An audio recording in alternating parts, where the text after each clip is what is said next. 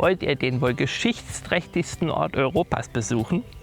Durch Stalins Büro schlendern, den Ort sehen, an dem Europa geteilt wurde? Dann bleibt jetzt einfach mal dran.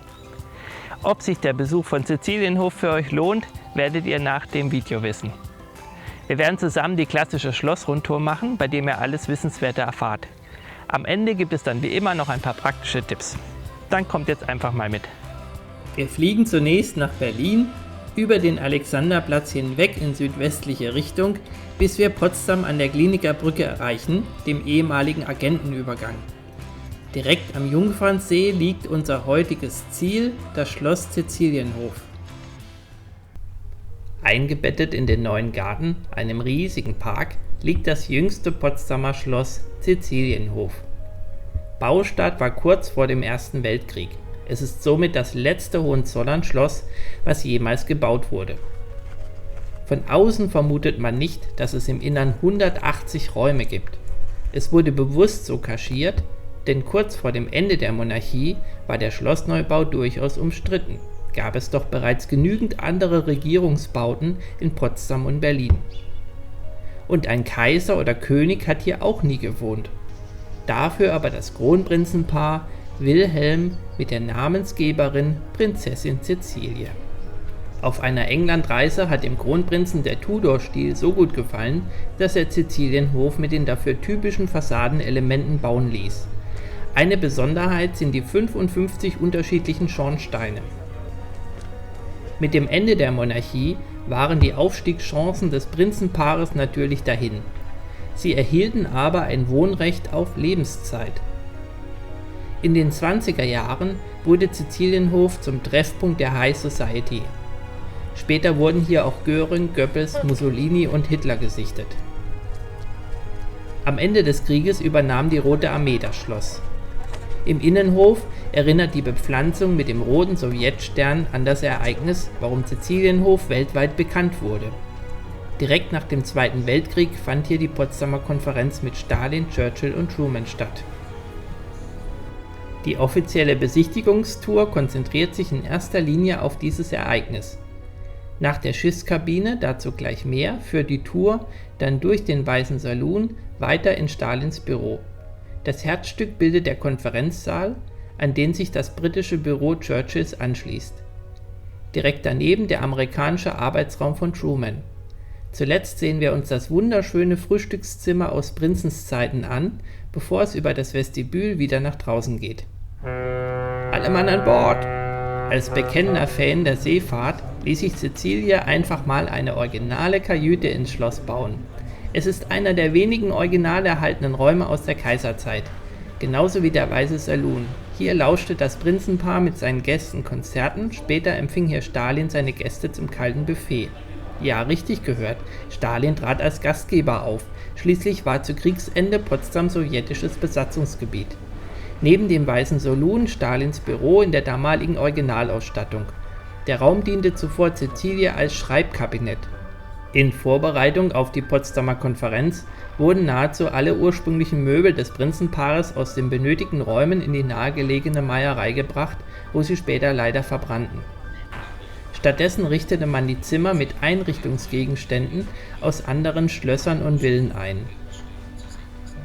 Herzstück von Sizilienhof und wirklich beeindruckend ist der ehemalige Konferenzsaal. Unschwer zu erkennen, auf welchen Stühlen die drei Staatsoberhäupter saßen. Rechts Stalin, links Churchill und hier vorne Truman. Die Großmächte verhandelten nichts Geringeres als die Neuordnung Europas. Die Themen: die völlige Abrüstung und Demokratisierung Deutschlands, Reparationszahlungen, Grenzfestlegung für das neue Polen und noch einiges mehr. Die Konferenz gilt historisch gesehen als Startschuss für den Kalten Krieg. Der Druck, zusammenhalten zu müssen, um Hitler zu besiegen, war nicht mehr vorhanden. Die Ansichten von Stalin und den Westmächten einfach zu unterschiedlich. Und so wurden am Ende nur sehr vage Beschlüsse unterschrieben. Churchill meinte: Von den zahlreichen Fragen bleiben die meisten ungelöst. Auf zahlreichen Schautafeln werden Bilder von den 2 Wochen gezeigt, sodass man mit etwas Fantasie das Gefühl hat, direkt dabei zu sein. Naja, und am liebsten auch eingreifen würde, um die Geschichte etwas ins Positivere zu lenken. Neben dem Konferenzsaal das Büro der Briten. Churchills Büro wirkt durch das viele Holz fast schon etwas düster. Ehemals war hier der Rauchsalon vom Prinzen. Naja, irgendwie wundert es mich nicht, dass gerade dieser Raum Churchill zugewiesen wurde. Das nenne ich mal einen Aschenbecher. Nach den britischen Wahlen wurde noch während der Verhandlungen Clement Attlee das Zepter übergeben. Last but not least das Arbeitszimmer vom Präsidenten der Vereinigten Staaten, Truman. Ursprünglich war es die Bibliothek vom Prinzen. Die 2000 Bücher sind noch die Originalen. Mit Potsdam wird ein trauriges Ereignis in Verbindung gebracht.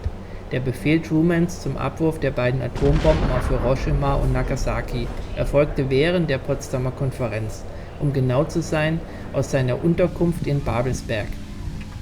Die Villa von Churchill war nicht weit entfernt und auch die von Stalin steht heute noch. Die Adressen findet ihr unten in der Videobeschreibung, allerdings könnt ihr die Villen nur von außen, von der Straße aus ansehen, da sie in Privatbesitz sind. Direkt anschließend an das Büro von Truman mein persönlicher Lieblingsraum im Sizilienhof, das Frühstückszimmer von Wilhelm und Cäcilie. Leider dürfen wir den Raum nicht betreten. Das Porzellan stammt von der Königlichen Porzellanmanufaktur Berlin. Der originale Kronleuchter wurde aus Venedig hierher gebracht. Erstaunlich, dass er 2 Weltkriege überstanden hat. Na, entschieden? Lohnt sich der Besuch für euch von Schloss Cäcilienhof? Das könnt ihr jetzt ja selber entscheiden. Also wenn ihr eher auf Prunk und Gloria steht, würde ich euch empfehlen, vielleicht lieber das Schloss Sanssouci oder das Neue Palais zu besuchen. Die Videos dazu findet ihr auf meinem Kanal und auch unten in der Videobeschreibung. Wenn ihr aber einen Ort sehen wollt, an dem Weltgeschichte geschrieben wurde, dann müsst ihr unbedingt das Schloss Cäcilienhof besuchen. Bei der klassischen Schlosstour gibt es einen richtig gut gemachten Audioguide. Wenn ihr aber wollt, könnt ihr auch an einer persönlichen Führung teilnehmen. Beides ist bereits im Eintrittspreis inklusive.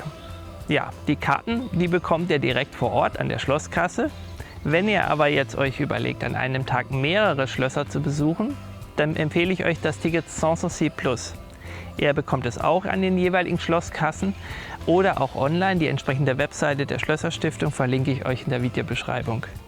Der Vorteil bei diesem Ticket ist, dass es deutlich günstiger ist, als wenn ihr die Einzeltickets bei den einzelnen Schlössern kauft. Wenn ihr die Räume des Kronprinzenpaares besuchen wollt, dann müsst ihr eine Extratour buchen. Aber erwartet bitte nicht zu viel, denn die Räume wurden zum Teil als Hotel genutzt, daher ist nicht mehr so wahnsinnig viel davon vorhanden. Am besten haben mir aber die Geschichten gefallen, die die Schlossführerin wirklich unterhaltsam vorgetragen hat. Irgendwann werdet ihr wahrscheinlich Hunger oder Durst verspüren.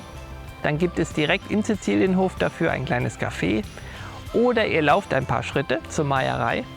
Das ist ein kleines Restaurant, wo es typisch Berlin-Brandenburger Speisen gibt, aber vor allen Dingen super leckeres, selbstgebrautes Bier. Ich bekomme jetzt nichts dafür, dass ich euch das erzähle, aber ich hoffe, dass es vielleicht irgendwann mal ein Freibier dafür gibt. Wenn euch das Video gefallen hat, dann freue ich mich natürlich über ein Like und auch ein Abo. Schreibt mir doch mal in die Kommentare, wie euch Cäcilienhof gefallen hat. Jetzt habt ihr vielleicht Lust, noch andere Schlösser anzugucken, dann empfehle ich euch das Schloss Sanssouci oder aber auch, wir gehen zusammen jetzt zum Neuen Palais. Weitere Schlossrundgänge, aber auch andere interessante Reiseziele findet ihr auf meinem Kanal. So, das war's. Dann würde ich mal sagen, bis zum nächsten Mal. Ciao!